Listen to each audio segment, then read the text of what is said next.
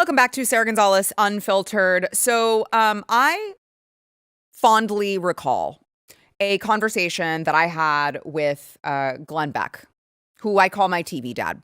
And he told me, he was giving me advice. I frequently do go to him for advice. This was, again, several years ago. And he said, you really need to study what the other side is saying. You need to listen to what the other side is saying so that you can be prepared to refute it. And you really need to listen to their media outlets. And so he said, I recommend that you listen to the New York Times podcast called The Daily. I believe it's called. Stephen, is that correct? The Daily, right? Yes. And he's like, you should listen to that. And I was like, should I? And he's like, yes. And I did it for maybe a week and I wanted to blow my brains out. So I decided that was not actually an effective strategy for me personally because it made me very angry listening to this, woman speak the way that she spoke and just the voice. It's just the uppity, snobby, elitist. I couldn't do it. Okay. But what I did do instead was every once in a while when I feel like punishing myself, I decide to go to the New York Times and I decide to see what are they saying? What are they writing? What are their readers hearing? I mean, I know that it's all bullshit, but I want to know what they're saying. And this one in particular, I really, really took issue with.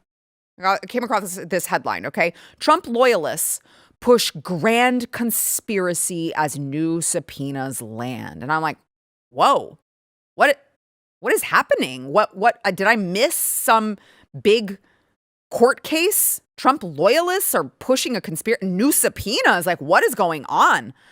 And so in the article, it talks about how far-right influencers are pushing this grand conspiracy. So their theory of the case, still unsupported by the evidence, a cabal of Democrats and deep state. Now notice, deep state is in quotes.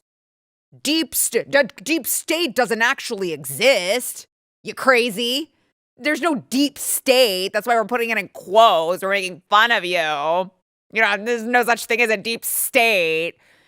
These deep state operatives, possibly led by former President Barack Obama, has worked to destroy Mr. Trump in a years-long plot spanning the inquiry into his 2016 campaign to the charges he faced after leaving office. Totally unsupported, by the way. I mean, you notice, you can feel the smarminess just dripping off of the page at the way that they're even just framing that at the outset. And being that, they are referring to far-right influencers, as a far-right influencer, I felt compelled to respond to this. The New York Times actually spent time and money on this to try to rewrite the narrative of what actually happened, what we watched happen multiple years. Hard evidence of what this actually was. And these, journalists, which I don't even know, it took multiple ones for them to even just concoct this total fabrication. They're so shitty at their job. It's not even just the one. It's like multiple writers on this, multiple journalists. I'm a journalist. They think that they are the first draft of history, but they're just literally making stuff up. Okay, so here's what actually happened, New York Times. Obama and his deep state operatives, which very much are still alive and well, actually, did conspire to try and undermine Trump at every step the second he announced his candidacy. We have, of course, the now disproven Russiagate hoax. We have, of course, President Obama, who knew about the wiretaps for President Trump's campaign. This is all proven. They abused the FISA court system to tap his phones. Remember when President Trump was like, they're spying on me, President Obama is spying on me, and they were like, what a crazy right-wing nut job. No, I mean, it turns out he was right. It was happening. And on top of that, Tulsi Gabbard just this year released a report proving that not only do we know that Russiagate was a total hoax, not only do we know that they literally spent like what, 2 years, millions of taxpayer dollars to investigate the thing that they already knew wasn't true. And when I say they, I mean from the very top. The president of the United States at that time, Barack Obama, was in on the whole thing. And I will just let her speak for herself on what she has. We have the papers. It's all laid out right before our very eyes. There is irrefutable evidence that detail how President Obama and his national security team directed the creation of an intelligence community assessment that they knew was false. They knew it would promote this contrived narrative that Russia interfered in the 2016 election to help President Trump win, selling it to the American people as though it were true. It wasn't. The report that we released today shows in great detail how they carried this out. They manufactured findings from shoddy sources. They suppressed evidence and credible intelligence that disproved their false claims. They disobeyed traditional tradecraft intelligence community standards and withheld the truth from the American people. In doing so, they conspired to subvert the will of the American people who elected Donald Trump in that election in November of 2016. They worked with their partners in the media to promote this lie, ultimately to undermine the legitimacy of President Trump and launching what would be a years-long coup against him and his administration. Now, I mean, you saw the on the sides of her, she had the big boards with this whole timeline with all of the evidence. Yeah, there it is. There it is. I know you guys are familiar with this. If you're watching the show, typically, I mean, we showed it. We showed all the hard evidence. Here she is spelling it out. Like, how much more evidence do you need, New York Times? These are official documents. Okay? What else could you possibly need? Unsupported by the evidence. Unsupported by the evidence. Okay, official government findings are not enough evidence for you? What more do you need? Or is it just that you don't like what's happening? It doesn't fit your narrative, so you're just going to just become an ostrich, bury your head in the sand, hope that it goes away. By the way, New York Times, there's also the documents proving that Operation Crossfire Hurricane just allowed them to spy on the Trump campaign in 2016. I mean, you've got James Comey, Comey writing stuff down in official, like we've got all the evidence.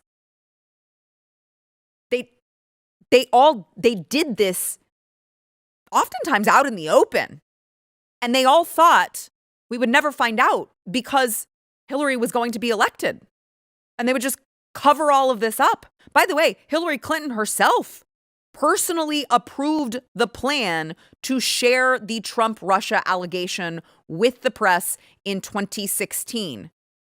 CNN, right there. CNN. So you must trust them. It's CNN. What do you think CNN would lie?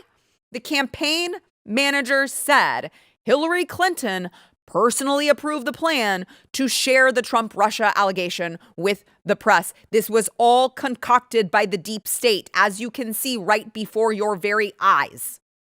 So the Russiagate scandal was never supposed to be a scandal because Hillary Clinton was heir to the throne, and she was going to become president, and nobody was ever going to find out about what they did from the very tippy top Barack Obama.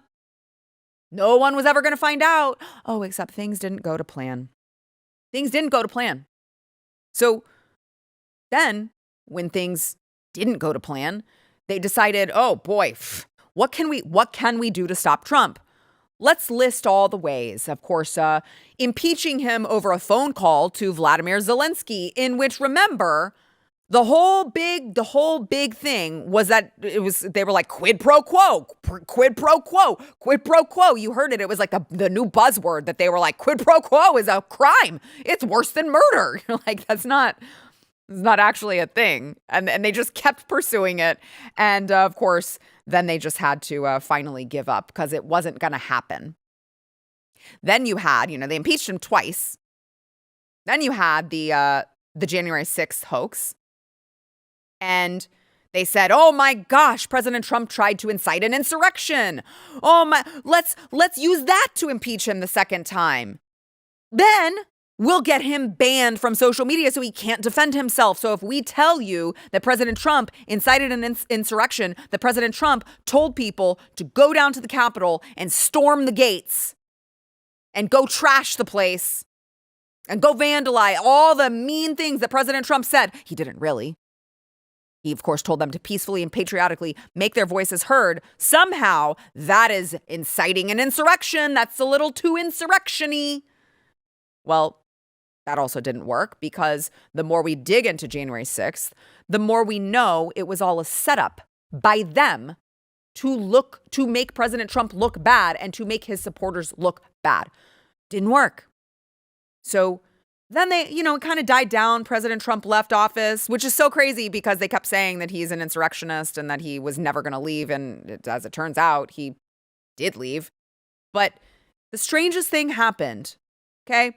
The second he announced that he was running for president again, they had to okay, what are we going to do to prevent the guy from running again? What are we going to do to prevent him from running and winning? Let's look, a curious timeline, okay? He announced that he was running for president on November 15th, 2022. Just days later, November 24th, 2022, E. Jean Carroll decides to sue President Trump for something that allegedly happened decades prior. This random, crazy wackadoodle is like, you know what? Now that President Trump has announced that he's running for office again, we can't let that happen again. So I'm going to sue him for these things that I have no evidence of. By the way, I'm a total nut job. My cat is named Vagina. My dog is named Tits. Not making this up. Her dog. Thank you. Or her cat was named Vagina. It was the cat and the dog. Guys. So this nut job, days later, after he announces, decides to sue Trump over I'm super serious. It really happened. I just don't believe it. Then you've got all of these phony indictments. You've got the hush money case. You've got the classified documents case. You got the January 6th case. You got the Georgia election case. I mean, please look. Let me count all the ways that they have tried to interfere with President Trump's agenda. Please. Big Tish tried to bankrupt him. So we watched it in action. They just literally threw, it was the most obvious, let's throw all the shit at the wall and see what sticks ever. And then when all of that failed, they just tried to kill him. I mean, we watched this happen in Butler, Pennsylvania. Please, someone still explain to me why we don't have answers on who this kid was and the details of all of this. We heard that he had weird foreign accounts, and then all of a sudden it went away. How is it possible that this kid with a gun just whistled past Secret Service and nobody, all of the story that we're getting from that does not make sense. It was a hot day and a slopey roof, I guess. See, it was too hot for Secret Service. It was too slopey for Secret Service, not for a random loser kid with no background. None of that makes sense. Okay. But also, what else doesn't make sense with that is at the same time, President Trump's team was like, we need more resources because President Trump has a lot of death threats on his life. We need more resources. And Secret Service had already admitted that they denied President Trump additional resources in the 2 years leading up to the assassination attempt, even when he asked for more. It's almost like they just wanted him out of the way, no matter how it happened. Now, you're also going to be shocked to hear, I hope you're sitting down for this, the person who would have denied that request was appointed by Joe Biden right around that time. So she, which, you never want a woman in charge of Secret Service. You just don't. No, thank you. You don't want a woman as a Secret Service agent. You don't want a woman in charge of it. Okay? She replaced the former head of Secret Service who was appointed by President Trump. It's just kind of weird. I don't know. Seems like a deep state to me. You guys tell me in the comments. What, am I missing something? Was this all totally fabricated? Is this just another deep fake and cheap fake that I've just convinced myself actually happened? Because I feel like it was all very clear what we saw, regardless of whether or not the New York Times wants to admit it. And the weaponization of the justice system and abuse of power continued into Obama's third term, which we all know, they had the placeholder Sleepy Joe. That was Obama 3.0.